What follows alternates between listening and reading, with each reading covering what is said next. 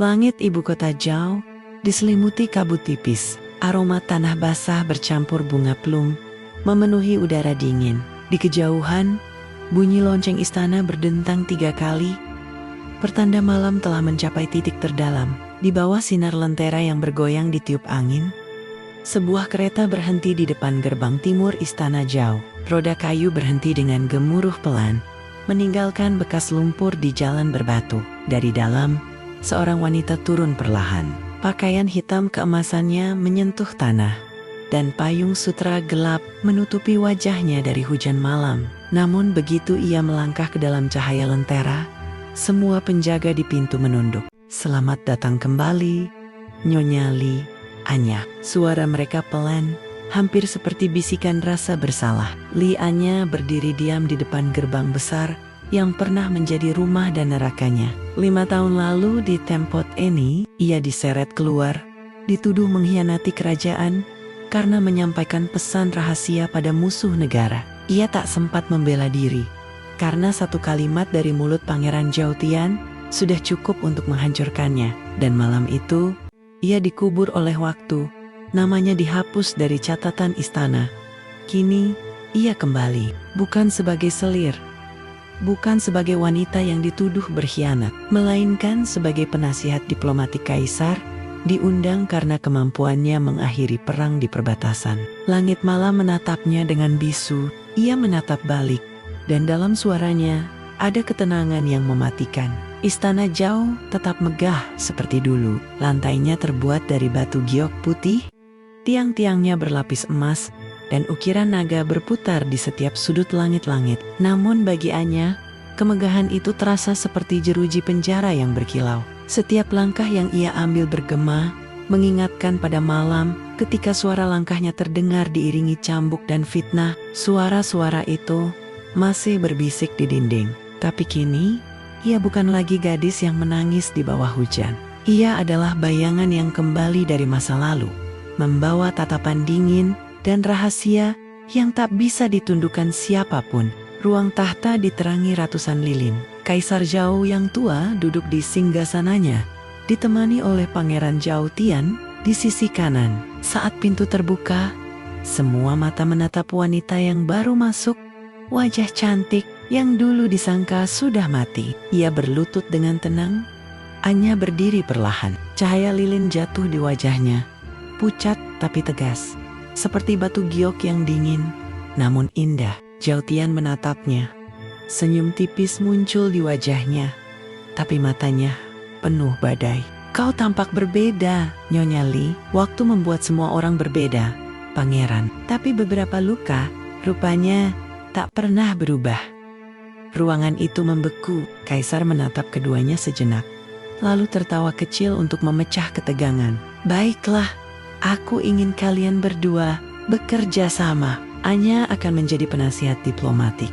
Tian akan memimpin Dewan Perdamaian. Dunia luar sedang gelisah, dan aku butuh kedamaian di dalam istana ini." Kata itu bergema di kepala Anya seperti ejekan. Istana ini tidak pernah damai. Ia hanya pandai menyembunyikan darah di balik permadani. Setelah upacara, Anya berjalan sendirian melewati taman istana. Cahaya bulan memantul di permukaan kolam, di mana bunga plum yang gugur mengapung perlahan.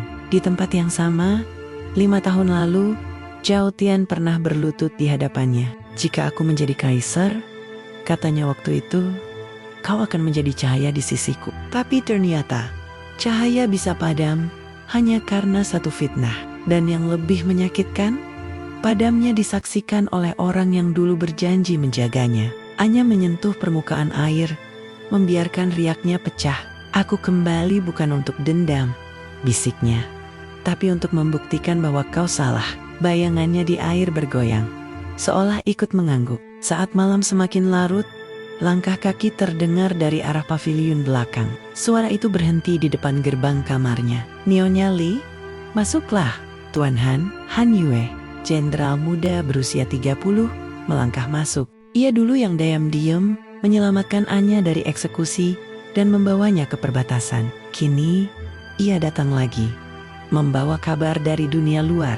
"Aku dengar mereka mulai memantau gerakmu lagi." Istana tak pernah lupa pada orang yang tahu terlalu banyak. Aku juga tak lupa, Tuan Han, dan aku tak pernah lagi percaya pada janji siapapun di sini.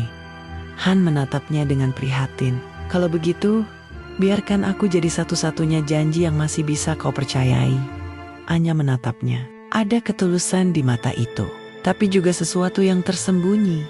Seperti seseorang yang menyimpan rahasia di balik kasih sayang. Aku tidak butuh janji, aku hanya butuh kebenaran. Malam semakin sunyi, suara hujan mulai berhenti, digantikan gemericik air yang jatuh dari atap istana. Lianya duduk di depan jendela, menatap lampu-lampu yang bergoyang di kejauhan. Di luar, istana tampak damai, tapi di dalam dirinya, badai baru saja dimulai. Mereka pikir aku kembali untuk memohon maaf. Mereka salah. Aku kembali untuk membuat waktu menatapku dan menyesal pernah membuangku. Lilin di sampingnya padam perlahan, meninggalkan bayangan wajahnya di kaca jendela. Wajah yang sama, tapi kini berbeda. Dingin, anggun, dan tak lagi bisa dilukai siapapun. 5 tahun di pengasingan mengubah segalanya. Caraku memandang cinta, caraku menahan sakit, bahkan caraku tersenyum. Tapi satu hal tetap sama, bayangan masa lalu masih menungguku di setiap sudut istana ini, di mana luka menjadi puisi, dan cinta berubah menjadi waktu. Cahaya pagi menembus jendela istana barat, lembut tapi dingin. Kabut masih menggantung di atas taman dan di antara ranting pohon plum. Beberapa kelopak jatuh diam-diam ke kolam kecil di bawahnya. Lianya sudah bangun sejak fajar. Ia duduk di depan cermin perunggu, rambutnya terurai di bahunya, dan pelayan setianya, Meilin, menata sanggulnya dengan hati-hati. Nyonya, Anda benar-benar akan menghadiri sidang pagi? Aku tidak diundang untuk hadir, tapi kadang yang tak diundanglah yang paling dibutuhkan. Nada suaranya lembut, tapi di dalamnya ada keteguhan baja. Ia tahu, pagi ini akan menjadi pertemuan pertama dengan orang yang pernah menghancurkan hidupnya. Zhao Tian, balerung utama dipenuhi pejabat tinggi, penasihat militer, dan utusan dari negeri lain. Di atas singgasana kecil di sisi kanan kaisar, Zhao Tian duduk mengenakan jubah putih keperakan. Sosoknya tenang, tapi wajahnya dingin seperti salju. Ketika Li Eyanya melangkah masuk, suara percakapan berhenti. Para pejabat saling berbisik, sebagian menunduk sabajian pura-pura, sibuk dengan dokumen di tangan mereka. Zhao Tian menatap ke arah pintu. Dan di sana, di bawah cahaya yang menembus kabut pagi, ia melihat sosok itu. Wanita yang pernah ia cintai, wanita yang ia buang. Langkahnya pelan, tapi mantap. Gaun sutra hitam keemasannya berkilau setiap kali ia melangkah. Seolah seluruh ruangan tertarik pada bayangannya. Ia berhenti beberapa langkah di depan kursi kehormatan dan memberi salam. Salam hormat kepada Yang Mulia, kepada Pangeran Zhao, dan para pejabat tinggi. Kaisar tersenyum tipis. Nyonya Li, kau telah menempuh perjalanan jauh. Hari ini kami ingin mendengar pandanganmu tentang perundingan dengan negeri Wei. Dengan izin, Yang Mulia, kadang perdamaian tidak dibangun di meja perundingan, tapi di hati mereka yang pernah saling melukai. Jika dua negeri bisa menahan amarah, mungkin manusia pun bisa belajar hal yang sama. Zhao Tian menatapnya, dan untuk sesaat, semua suara hilang. Ia menatap perempuan yang dulu ia tinggalkan di salju. Kini berdiri lebih kuat dari siapapun di ruangan itu. Kau berbicara seolah tahu apa itu amarah yang tertahan, katanya pelan. Dan kau berbicara seolah belum pernah menyesal. Jawabnya tenang. Beberapa pejabat terkejut, sebagian menunduk, tapi kaisar justru tertawa kecil. Kalian berdua seperti dua bilah pedang, berbahaya, tapi indah bila menari bersama. Langit mulai berawan ketika Leaenya meninggalkan balairung. Udara lembab, aroma dupa dan sutra bercampur. Di luar gerbang, Zhao Tian sudah menunggunya. Ia berdiri di bawah atap kecil, tangannya di belakang. Tatapannya tak berubah sejak tadi. Tajam, tapi tak berani menatap terlalu lama. Kau membuat semua orang terdiam. Seperti biasa, katanya akhirnya. Aku tidak bermaksud mengesankan siapapun, Pangeran. Aku hanya berkata, apa yang selama ini ingin ku dengar dari seseorang. Dan orang itu, aku, Orang yang dulu kubayangkan masih memiliki hati. Suara air menetes dari atap ke tanah batu, menandai setiap jeda di antara mereka. Kau masih marah, katanya lirih. Tidak, amarah sudah mati. Yang tersisa hanyalah kelelahan. Zhao Tian mendekat selangkah. Jangan katakan apapun, potongnya lembut. Kata-kata yang terlambat hanya membuat luka terasa baru. Ia berbalik, berjalan menjauh, tanpa menatap ke belakang. Tapi di matanya yang sembab, ada air mata yang hampir jatuh. Bukan karena cinta, tapi karena ingatan. Hujan mulai turun pelan. Anya duduk di pavilion kecil menghadap taman, ditemani secangkir teh hangat. Cahaya lentera memantul di permukaan air, menari bersama tetes hujan. Mei Lin datang membawa selendang. Nyonya, hujan semakin deras. Anda bisa sakit. Tidak, kadang hujan adalah satu-satunya yang mau mendengarkan. Dari kehehan, ia melihat sosok berdiri di bawah payung. Han Yue. Ia berjalan perlahan, menunduk hormat. Kau berani datang? Tanya Anya, setengah tersenyum. Aku datang bukan sebagai jenderal, tapi sebagai seseorang yang masih punya hutang padamu. Ia duduk di seberangnya, meletakkan payung di tanah. Kau sudah bertemu Pangeran Zhou hari ini, bukan? Berita di istana cepat, seperti biasa, jawabnya datar. Dan aku tahu, tatapanmu pada dia belum mati. Anya menatapnya. Yang mati bukan tatapan, tapi harapan. Han Yue menunduk. Wajahnya tertutup bayangan. Jika dia membuatmu menderita lagi, aku tidak akan tinggal diam. Tidak ada yang bisa menyakiti orang yang sudah mati di dalam hatinya.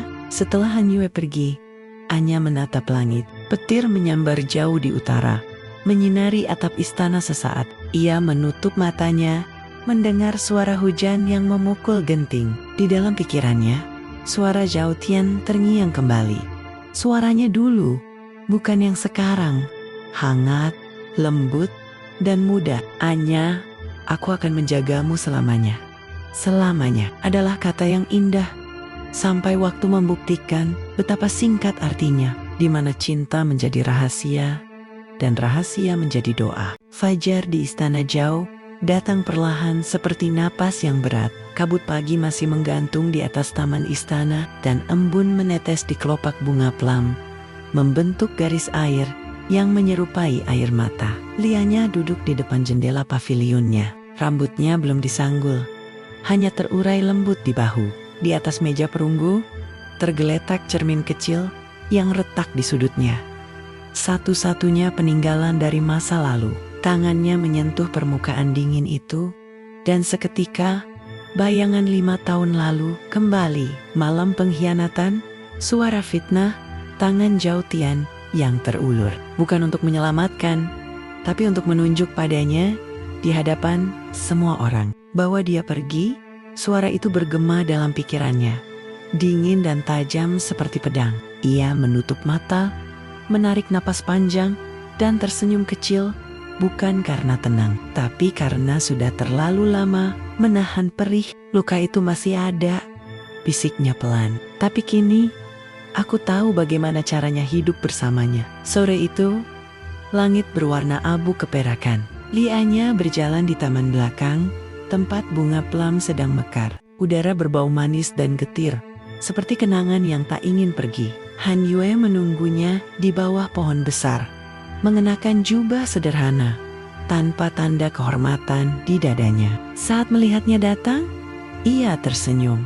Kau tampak lelah, Nyonya Li. Lelah adalah bagian dari hidup di istana, Tuan Han. Orang yang tak lelah biasanya tak punya hati. Han Yue tertawa kecil, tapi matanya memerhatikannya dengan lembut. Aku khawatir hatimu terlalu sering dipinjam oleh kenangan, dan kau khawatir itu membuatku rapuh.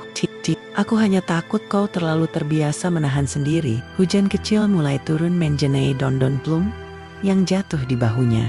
Kau tahu, katanya perlahan, kadang aku merasa aku tidak benar-benar hidup. Aku hanya seseorang yang menunggu akhir dari cerita yang tak selesai. Dan kalau kau menulis akhir itu sendiri, tanya Han Yue, mungkin aku tidak akan tahu harus menulisnya dengan tinta atau darah. Mereka berdua diam cukup lama. Di antara hujan dan dedaunan, hanya suara hati mereka yang bergetar, suara angin berhembus pelan.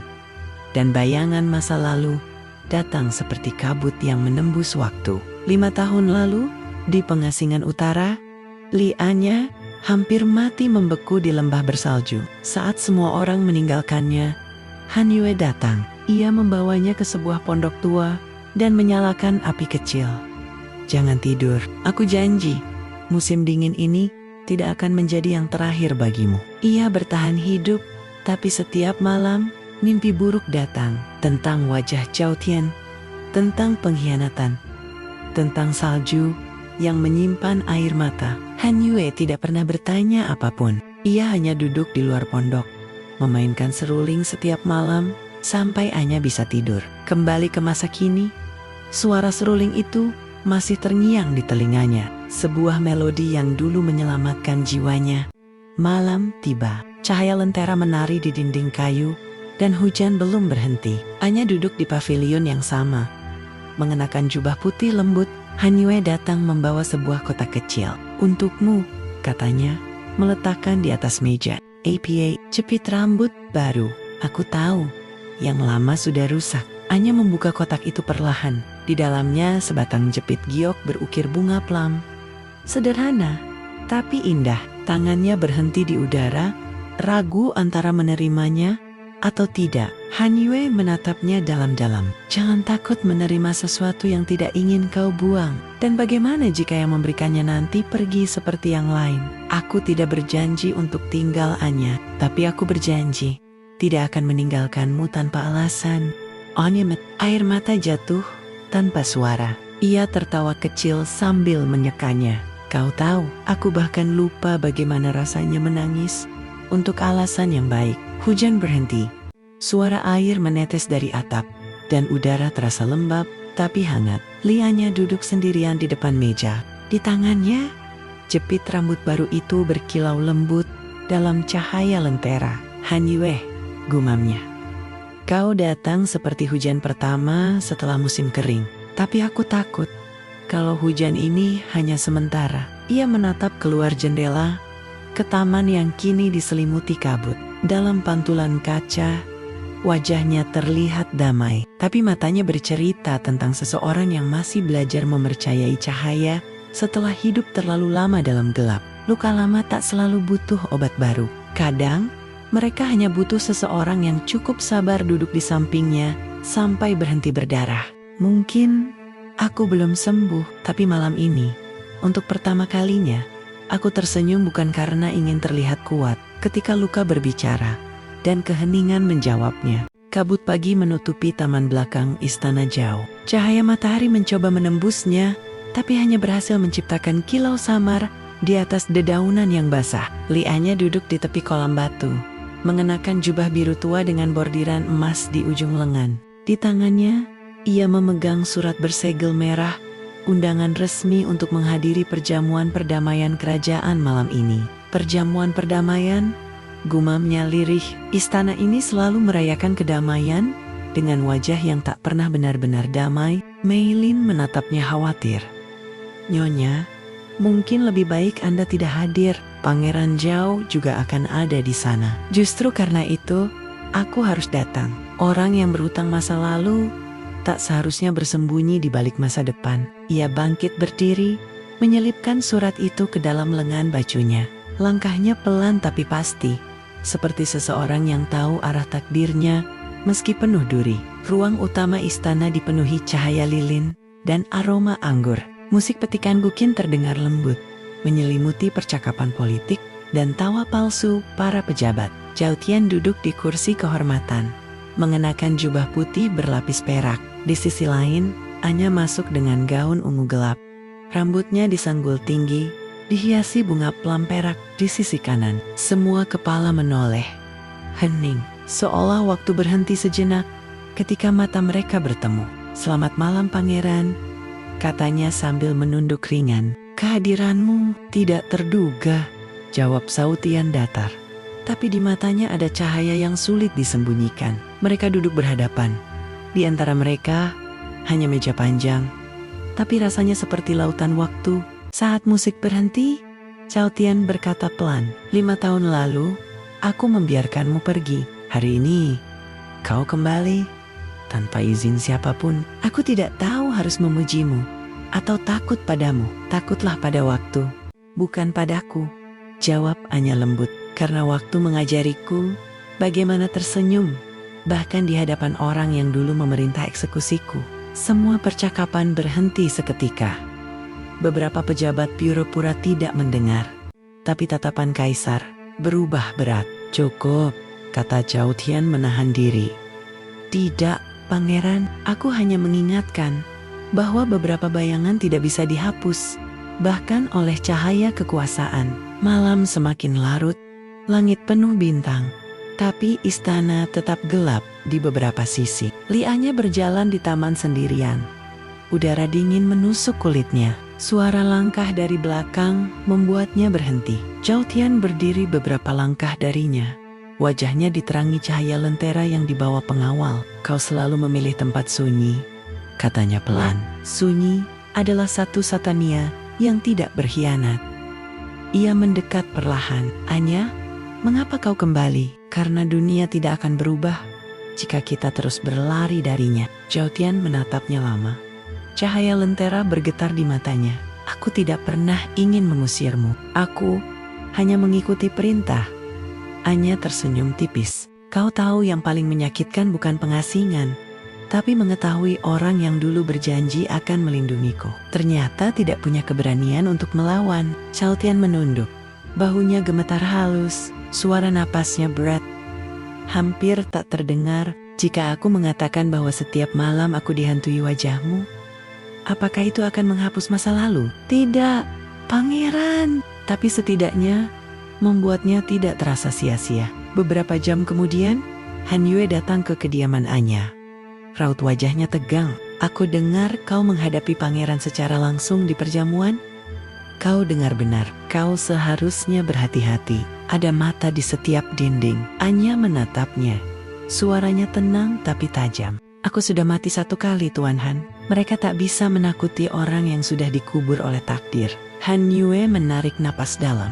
Kalau begitu, biarkan aku yang menakuti mereka untukmu. Ia menatapnya dengan kesungguhan yang membuat Anya sedikit terpaku. Ada sesuatu dalam tatapan Han Yue. Bukan hanya perlindungan, tapi juga rasa bersalah yang tersembunyi. Tuan Han ya, kadang aku merasa tatapanmu sama beratnya dengan tatapan pangeran. Tapi bedanya, tatapanmu membuatku ingin percaya lagi. Walau aku tahu mungkin itu juga salah. Han Yue tidak menjawab. Ia menunduk, lalu berjalan keluar tanpa menoleh. Dan Anya tahu, setiap orang yang menyayanginya di istana ini membawa luka sendiri yang belum selesai. Malam semakin gelap. Lianya berdiri di balkon, memandangi bintang yang tertutup awan. Tangan kirinya menggenggam jepit giok pemberian Han Yue. Tangan kanannya menyentuh dada. Di tempat luka lama masih berdenyut.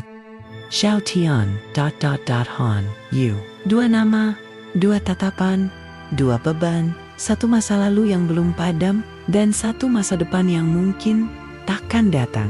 Angin malam berhembus pelan, meniup tirai sutra, dan memadamkan lentera terakhir. Di balik tatapan dingin, terkadang ada api. Tapi aku tak tahu apakah api itu cinta atau hanya penyesalan yang belum selesai terbakar. Malam turun dengan tenang di atas istana Zhao, tapi di balik ketenangan itu ada sesuatu yang bergetar. Hujan gerimis membasahi atap batu, menetes perlahan ke taman yang sepi. Cahaya lilin dari pavilion Lianya bergetar seperti napas seseorang yang menahan tangis. Di atas meja terbuka sebuah gulungan sutra tua. Tulisan di atasnya samar, tapi cukup jelas untuk menghancurkan seluruh pertahanan hatinya. Perintah pengasingan atas nama Cao Tian. Ia membaca kembali tulisan itu. Setiap guratan tinta seperti luka lama yang disayat ulang. Tangannya bergetar, matanya basah. Jadi bukan kaisar, tapi Daya. Suaranya pelan, tapi menusuk ruang yang sunyi. Mei Lin masuk membawa lentera tambahan.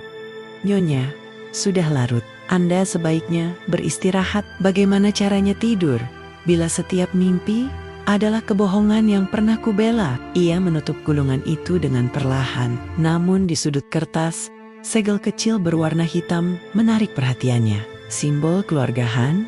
Keesokan paginya, Lianya berjalan di taman istana barat. Udara pagi dingin dan suara burung terdengar jauh di antara pepohonan plum. Ia memegang gulungan surat yang kini disembunyikan di balik lengan bajunya. Dari Keahan, Han Yue datang. Langkahnya mantap seperti biasa, tapi kali ini matanya menghindari pandangan Anya. "Tuan Han," panggilnya pelan. "Nyonya Li, boleh aku bertanya sesuatu?"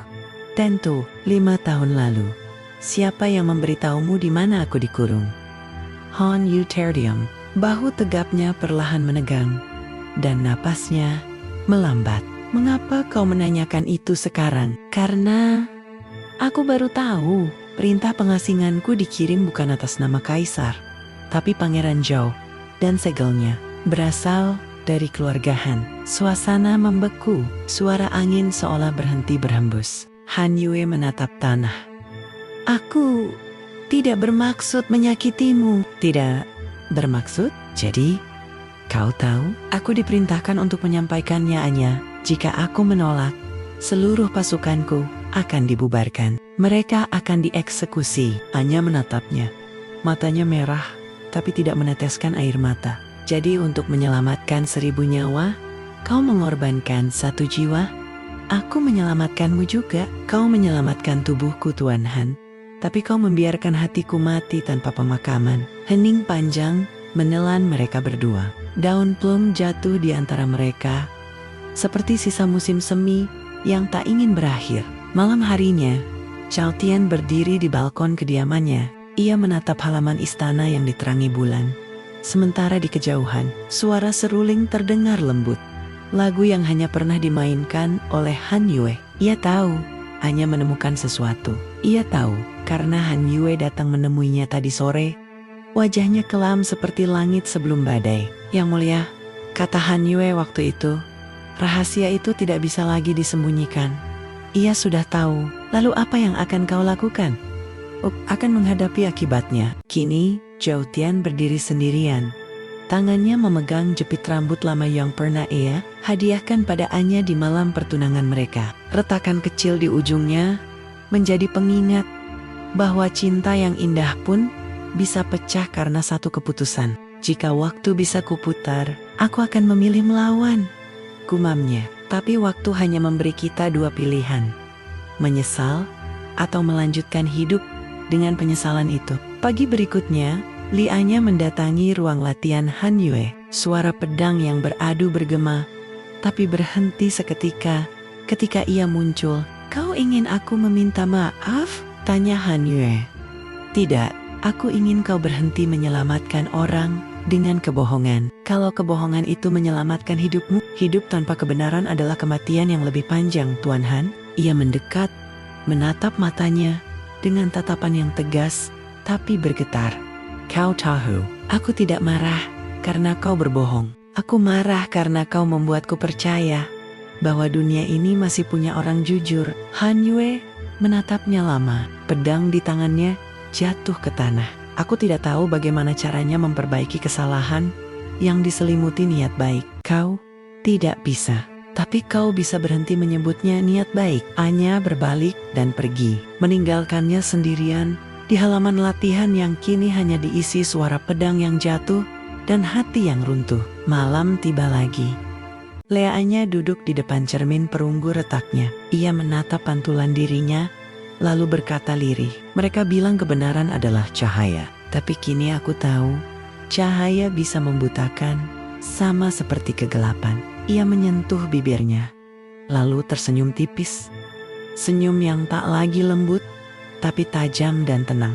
"Mulai malam ini, aku tidak akan lagi mencari siapa yang bersalah. Aku akan menjadi seseorang yang mereka semua tak bisa kendalikan. Bayangan dari masa lalu yang menagih hutang." Lilin di depan cermin padam perlahan. Dan di pantulan terakhir sebelum gelap, wajahnya tak lagi seperti korban, tapi seperti seseorang yang baru saja bangkit dari kematian. Kebenaran datang terlambat, membawa luka yang lebih tua dari waktu. Langit malam menggulung seperti tinta, yang ditumpahkan di atas sutra. Hujan baru saja berhenti, menyisakan udara lembab dan aroma tanah yang menguap perlahan. Di halaman istana barat, suara serangga malam terdengar samar, bercampur dengan desir angin yang membawa bau dupa dari aula utama. Di dalam pavilion, Lianya berdiri di depan meja, menatap gulungan surat yang sudah setengah terbakar. Cahaya lilin menari di matanya, dua cahaya kecil yang berperang dengan kegelapan. 5 tahun aku menunggu kebenaran, bisiknya. Dan kini, ketika ia datang, rasanya lebih seperti hukuman. Pintu kayu bergeser perlahan, suara langkah berat terdengar mendekat.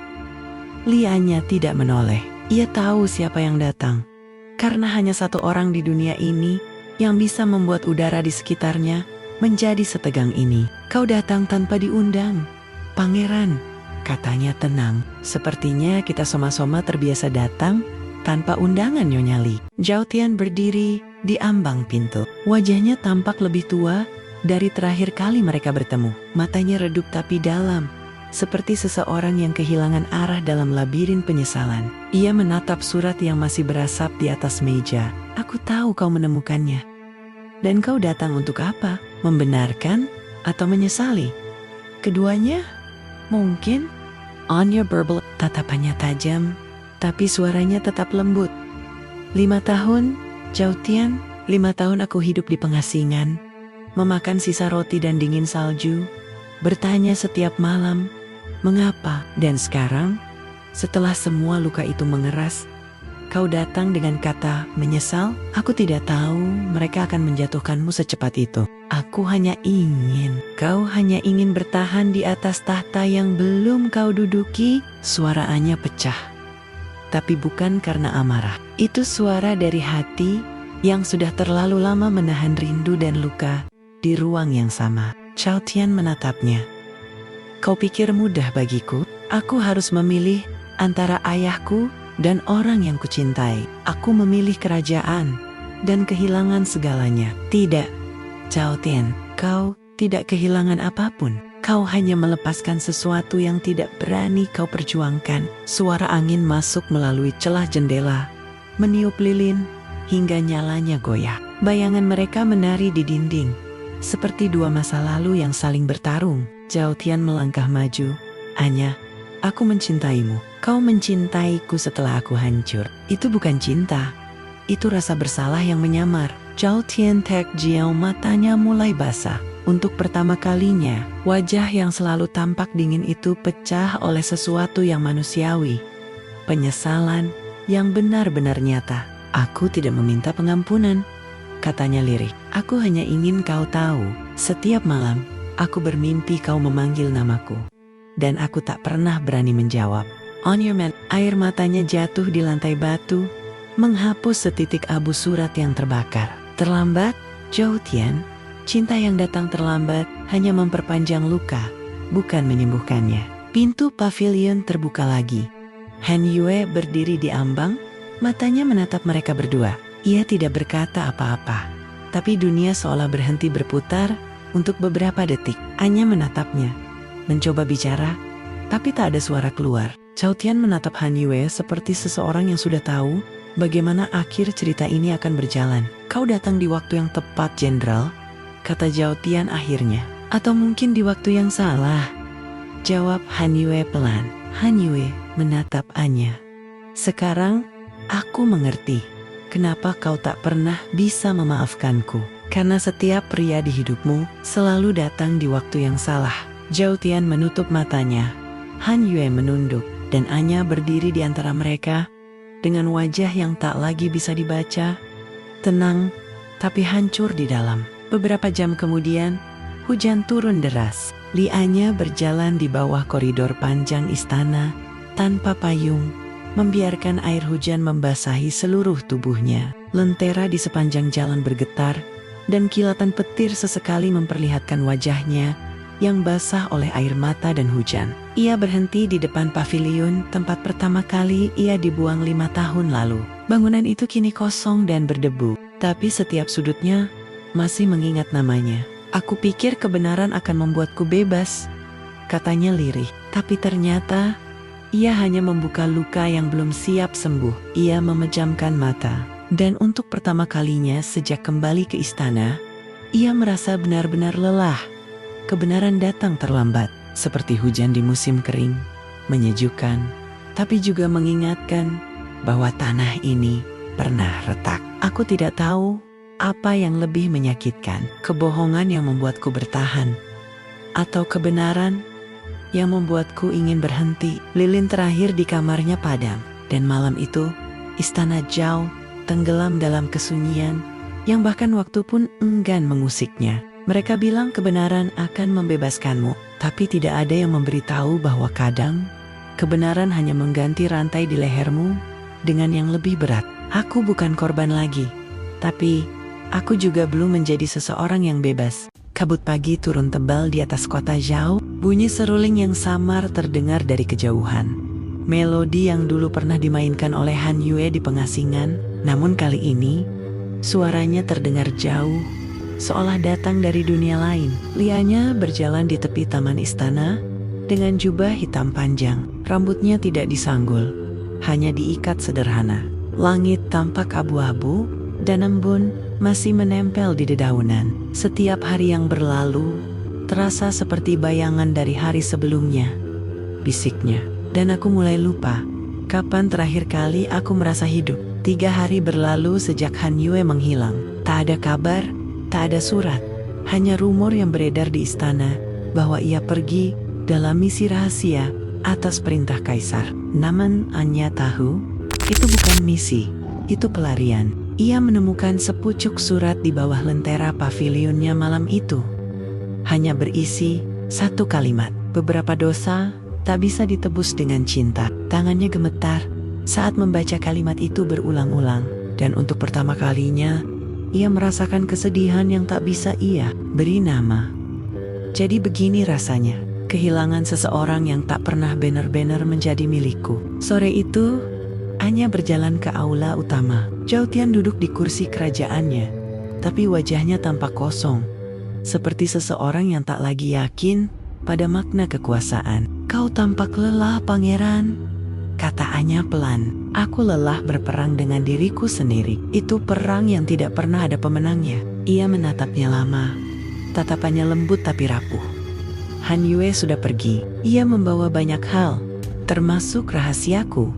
Rahasia bahwa aku tahu kebenaran sejak awal, tapi aku tak punya keberanian untuk menanggungnya. Hening mengisi ruangan. Anya memejamkan mata sebentar, lalu berkata lirih, kau tahu apa bedanya aku dan kau? Zhao Tian, aku kehilangan segalanya untuk mempertahankan diriku. Kau kehilangan dirimu demi mempertahankan segalanya. Zhao Tian menunduk. Kalau waktu memberiku kesempatan lagi, waktu tidak memberi kesempatan kedua, pangeran. Ia hanya memberi penyesalan yang panjang. Malam itu, Anya berjalan sendirian keluar dari istana. Ia mengikuti jalan setapak menuju sungai yang mengalir di balik tembok kerajaan. Tempat yang dulu sering ia kunjungi bersama Han Yue. Air sungai berkilau diterpa cahaya bulan. Ia duduk di tepi batu, melepaskan sepatunya, dan menyentuh air dingin dengan ujung jari. Han Yue, kemana kau pergi? Kau meninggalkan dunia ini tanpa suara, sama seperti saat kau datang. Diam, tapi mengubah segalanya. Di sampingnya, ia meletakkan jepit rambut giok pemberian Han Yue. Benda itu memantulkan cahaya lembut, seolah ikut menangis bersama malam. Aku tidak tahu, apakah aku mencintaimu karena kau menyembuhkan lukaku, atau karena kau datang setelah semua orang membuatku berhenti percaya pada cinta. Angin bertiup pelan, membawa aroma bunga liar dari hutan. Anya menatap permukaan air yang bergetar oleh angin, dan dalam pantulan itu, ia melihat dua bayangan. Zhao Tian di masa lalu, Han Yue di masa kini. Dua bayangan, dua jalan, dua cinta yang suma-sima tak bisa kumiliki. Mungkin memang begini caraku hidup di antara dua kehilangan. Suara petir terdengar jauh, menandai awal hujan. Anya berdiri, menatap langit yang perlahan berubah menjadi hitam. Jika cinta adalah dosa, maka biarlah aku menjadi pendosa yang tidak menyesalinya. Aku berdiri di antara dua bayangan. Yang satu menatapku dari masa lalu, yang satu berjalan menjauh di masa depan. Aku tidak tahu siapa yang benar, siapa yang lebih mencintaiku. Tapi aku tahu, di antara keduanya, hanya aku yang benar-benar sendirian. Lilin di pavilion Anya padam satu persatu, tersapu angin malam. Dan di langit, hujan mulai turun perlahan, menutupi tangisan yang tak lagi butuh suara. Cinta tidak selalu datang untuk tinggal. Kadang ia datang hanya untuk mengajarkan cara melepaskan tanpa membenci. Han Yue, Zhao Chen, dua nama yang kutulis di antara air dan waktu, dan keduanya mengalir, meninggalkan aku di tepi. Kisah di mana kehilangan terdengar seperti keheningan. Hujan turun lagi malam itu. Bukan hujan yang deras tapi yang pelan. Seperti seseorang yang menulis surat perpisahan dengan air mata. Langit di atas istana Zhao Klam dan petir sesekali menerangi menara minara tinggi yang berdiri dalam diam. Li Anya berdiri di pavilion barat, mengenakan jubah hitam sederhana. Rambutnya terurai sebagian dan di tangannya ada lentera kecil yang hampir padam. Ia tahu seseorang akan datang malam ini. Dan ia tahu, apapun yang dikatakan nanti akan mengubah segalanya, bukan ke masa lalu, tapi ke arah kemana ia akan berjalan setelah ini. Suara langkah kaki terdengar di antara hujan. Perlahan, bayangan panjang muncul di balik kabut. Zhao Tian mengenakan jubah abu-abu tanpa lambang kerajaan. Ia datang tanpa pengawal, tanpa mahkota, tanpa gelar. Hanya seorang pria yang terlambat memohon kesempatan kedua. Aku tahu kau akan datang, kata Anya tanpa menoleh. Aku datang bukan untuk bicara tentang masa lalu, jawab Zhao Tian. Suaranya berat tapi tenang. Tidak ada masa lalu yang bisa dihapus, pangeran. Itulah kenapa aku datang. Bukan untuk menghapusnya, tapi untuk menanggungnya bersamamu. Anya memejamkan mata. Kau terlambat, Zhao Tian. Aku tahu. Ia melangkah maju, berdiri hanya beberapa langkah darinya. Hujan mulai menetes di ujung rambut mereka, tapi tak ada yang bergerak untuk berlindung. Anya, aku mencintaimu, katanya akhirnya. Aku tidak ingin kekuasaan, tidak ingin tahta. Aku hanya ingin melihatmu tersenyum tanpa menahan perih. Anya menatapnya. Senyumnya lembut, tapi penuh luka. Kau mencintaiku sekarang, setelah aku berhenti menunggumu. Dulu aku ingin mendengar kata-kata itu lebih dari apapun di dunia ini. Tapi, aku takut jika aku mempercayainya lagi, aku akan kehilangan diriku sendiri sekali lagi. Zhao Tian menatap tanah. Suaranya hampir pecah. Aku tidak meminta kesempatan kedua. Aku hanya ingin kau tahu, selama 5 tahun itu, aku tidak hidup. Aku hanya bertahan, dan aku selama 5 tahun itu belajar hidup tanpa namamu di hatiku. Sekarang kau datang membawa cinta, tapi aku sudah belajar mencintai diriku yang tanpa cinta darimu. Petir menyambar di langit, lentera di tangan Anya padam, dan hanya cahaya kilat yang menerangi wajah mereka. Zhao Tian mengulurkan tangan, tapi Anya mundur 1 langkah. Jangan sentuh aku, bukan karena aku membencimu, tapi karena jika kau menyentuhku sekarang, aku mungkin akan jatuh cinta padamu lagi. Zhao Tian menahan napas. Matanya memerah, tapi senyum kecil muncul di wajahnya. Mungkin itu bukan hal buruk. Tidak, Zhao Tian. Cinta yang sama tidak bisa menyelamatkan kita 2 kali. Hujan semakin deras. Mereka berdiri di bawah langit yang kini tanpa bintang. Zhao Tian menarik napas panjang. Anya, jika ada kehidupan setelah ini, aku tidak ingin menjadi pangeran. Aku hanya ingin menjadi seseorang yang cukup berani mencintaimu tanpa rasa takut. Anya menatapnya lama. Air hujan mengalir di pipinya. Tapi tidak ada yang tahu apakah itu hujan atau air mata. Jika ada kehidupan setelah ini, katanya lirih, aku tidak ingin mencintaimu lagi. Karena di kehidupan ini, aku sudah mencintaimu sampai habis. Hening panjang, hanya suara hujan dan gemuruh lembut di kejauhan. Zhao Tian menunduk, kemudian perlahan membungkuk hormat kepadanya. Terima kasih karena pernah mencintaiku. Terima kasih karena akhirnya berani mengatakannya. Ia berbalik dan berjalan pergi ke dalam hujan. Li Anya menatap punggungnya yang perlahan menghilang dalam kabut, Bukan dengan air mata, tapi dengan ketenangan yang tak pernah ia miliki sebelumnya. Cinta bukan tentang memiliki, bukan juga tentang siapa yang tinggal lebih lama. Cinta adalah keberanian untuk berkata cukup. Ketika hati masih ingin berlari, ia menatap lentera yang padam di tangannya, lalu menaruhnya di tanah. Aku tidak tahu apakah ini akhir atau awal, tapi malam ini aku tidak lagi takut pada kesepian. Langit berhenti menangis, dan dari balik awan, satu cahaya bintang muncul di antara gelap. Kecil, tapi cukup untuk menuntun seseorang yang telah menemukan dirinya kembali. Pengakuan tidak selalu datang untuk memulai sesuatu yang baru. Kadang, ia datang untuk mengakhiri sesuatu yang pernah terlalu indah untuk disesali. Dan malam ini, aku akhirnya bisa tersenyum. Bukan karena dicintai, tapi karena aku sudah berhenti menunggu. Ketika cinta menjadi doa yang hanya perlu diucapkan sekali. Langit ibu kota jauh kelam seperti tinta tumpah di atas kanvas dunia. Hujan turun tanpa henti selama 3 hari, membasuh jalanan batu, menenggelamkan suara manusia, dan memantulkan cahaya lentera yang redup di atas air. Di halaman utara istana, Lianya berdiri di bawah atap pavilion, mengenakan jubah putih polos. Tangannya memegang kipas bambu yang pernah diberikan Han Yue, kini patah di ujungnya. Ia menatap hujan, seperti menatap sesuatu yang sedang berpamitan dari dunia. Mereka bilang, hujan terakhir sebelum musim panas adalah air mata langit, katanya pelan. Mungkin langit juga tahu, semua yang indah harus berakhir dengan keheningan. Mei Lin berlari masuk, wajahnya pucat. Nyonya, dari benteng timur, kabar buruk. Apa yang terjadi? Pangeran Zhao menyerahkan tahtanya dan dia menghilang. Lianya membeku. Suara hujan seolah berhenti sejenak. Menghilang? Ya, ia pergi sendirian, meninggalkan surat untuk kaisar dan segel kerajaan. Mereka bilang dia menuju ke lembah tempat Anda dulu diasingkan. Anya menatap hujan lebat di depan pavilion, ke tempat di mana segalanya dimulai. Beberapa hari kemudian, Lianya menunggang kuda menuju lembah salju di utara. Udara dingin menembus jubahnya, tapi ia terus berjalan.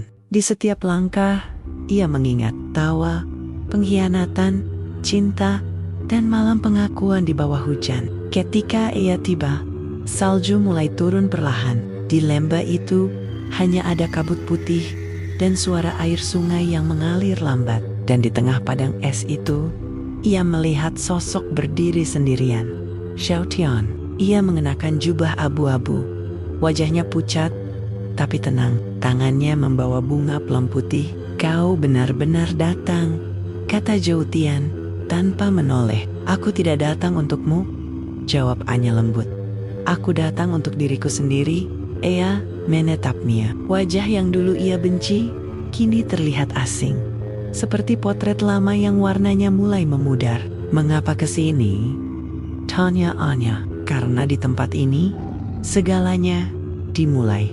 Aku pikir, di tempat yang sama, aku juga harus mengakhirinya. Ia menunduk, memegang bunga plum itu erat. Aku menyerahkan segalanya, gelar, istana, bahkan nama. Tapi, ada satu hal yang tidak bisa kuserahkan. Rasa bersalahku padamu. Anya melangkah mendekat. Zhou Tian, rasa salahmu bukan hukuman, tapi jalan keluar. Kau tidak perlu menebus apapun. Aku sudah memaafkanmu. Bahkan, sebelum kau memintanya. Zhou Tian menatapnya dengan mata berkaca. Kau sungguh memaafkan? Ya, karena aku ingin hidup, bukan terjebak dalam masa lalu yang terus mengulang luka. Ia tersenyum tipis. Maka aku bisa pergi tanpa takut lagi.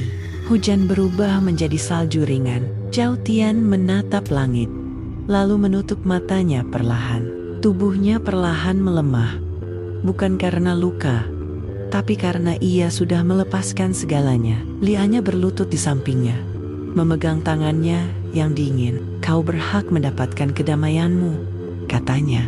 Dan kau berhak atas masa depan yang tidak lagi bayangan. Zhou Tian tersenyum untuk terakhir kalinya. Terima kasih, karena pernah mencintaiku. Angin berhembus lembut. Bunga plum jatuh dari tangannya, dan terbawa salju. Lianya menatapnya lama, lalu menutup matanya dengan ujung jarinya. Hujan berhenti, dan dunia terasa hening, seolah waktu sendiri menundukkan kepala. Beberapa hari kemudian, Lianya kembali ke ibu kota. Ia tidak membawa apa-apa selain sebatang bunga plum kering. Di dalam hatinya, tidak ada dendam, hanya sebuah ruang kosong yang kini terasa damai. Cinta tidak mati, ia hanya berubah bentuk. Dulu ia membakar, kini ia menerangi. Ia menatap langit sore. Untuk pertama kalinya, ia tersenyum.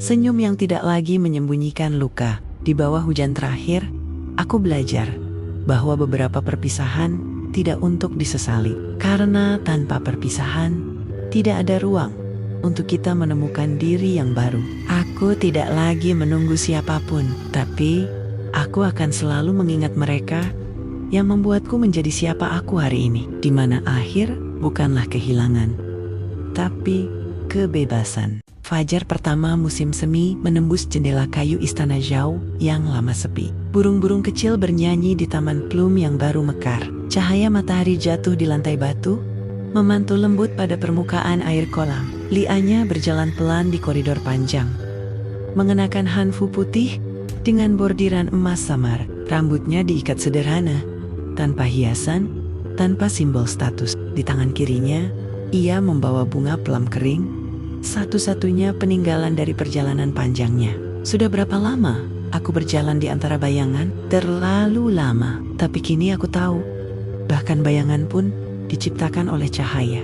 Ia berhenti di pavilion utara, tempat terakhir ia berbicara dengan Zhao Tian. Hujan tak lagi turun, dan langit bersih seperti lembaran baru. Sejak hari Zhao Tian pergi, Lianya memilih hidup sederhana. Ia meninggalkan istana, tinggal di pavilion kecil di tepi danau utara, tidak lagi mengenakan sutra, tidak lagi ditemani pelayan, hanya dirinya dan suara alam. Di Setap Paji, ia menulis catatan kecil di gulungan bambu tentang hal-hal kecil, suara burung, aroma teh, bayangan awan di air. Dan setiap kali ia menulis, ia merasa sedikit lebih hidup daripada kemarin. Dulu aku menulis untuk diingat, katanya suatu pagi. Sekarang aku menulis agar tidak melupakan siapa aku sebenarnya. Suatu sore, di bawah pohon plum yang sedang mekar, Lianya mendengar suara langkah ringan. Ia menoleh, dan di sana berdiri Han Yue, mengenakan pakaian petualang biasa. Wajahnya tampak lebih tua, tapi senyumnya sama seperti dulu. "Kau masih suka berjalan tanpa izin," katanya sambil tersenyum. "Dan kau masih suka menatap langit?" Sebelum menjawab pertanyaan, keduanya tertawa kecil. Tawa yang tidak menutupi luka, tapi menenangkannya. "Aku pikir kau sudah pergi jauh," kata Anya. "Aku pergi, tapi entah kenapa, setiap kali aku melihat bunga plum, aku merasa kau memanggilku." Han Yue duduk di sebelahnya. "Kau tampak damai." "Aku tidak damai, aku hanya selesai berperang." "Dengan siapa?" "Dengan diriku sendiri." Mereka diam cukup lama. Angin berhembus pelan, membawa kelopak bunga yang jatuh di rambut Anya. Han Yue menatapnya, lalu berkata, "Kau tahu Anya, mungkin dunia ini tidak butuh pahlawan atau penjahat. Dunia hanya butuh orang-orang yang mau memaafkan, bahkan jika tak ada yang memintanya." Anya tersenyum lembut. "Dan aku sudah memaafkan semuanya, termasuk diriku sendiri." Malam tiba perlahan, danau memantulkan cahaya bulan, lembut seperti kaca. Lianya berdiri di tepi air, memegang bunga plum kering terakhir yang ia simpan. Zhao Tian, An Yu, dua nama, dua takdir, dua bayangan. Tapi akhirnya, aku mengerti, aku bukan bagian dari salah satunya. Aku adalah cahaya kecil di antara mereka, yang bertahan agar kenangan tidak berakhir sebagai kutukan. Ia melempar bunga itu ke danau. Bunga itu mengapung perlahan, lalu tenggelam dalam air yang jernih. Ia menatapnya sampai hilang, lalu tersenyum. Senyum yang tenang, damai, dan akhirnya bebas. Akhir bukanlah ketika kita berhenti mencintai. Akhir adalah ketika kita berhenti membenci dan mulai mengingat dengan senyum yang tidak lagi getir. Lianya berbalik menuju pavilionnya. Langit mulai berubah warna, Dari hitam ke biru lembut, seekor burung putih terbang melewati atap menuju timur ke arah cahaya. Mungkin aku tidak akan dikenang, tapi untuk pertama kalinya aku tidak peduli, karena aku akhirnya mengenang diriku sendiri. Cinta, luka, penyesalan, semuanya hanyalah cara waktu mengajarkan arti menerima. Aku telah kehilangan banyak hal, cinta, nama, dan masa lalu. Tapi yang tersisa cukup untuk membuatku hidup. Luka ini tidak lagi menyakitkan. Ia hanya mengingatkan bahwa aku pernah ada dan pernah mencintai sepenuh hati. Ketika setiap luka akhirnya menemukan senyumnya, waktu akhirnya berhenti menjadi musuh. Setelah perjalanan panjang penuh luka, cinta, dan pengkhianatan, Lianya menemukan satu hal yang selama ini ia cari.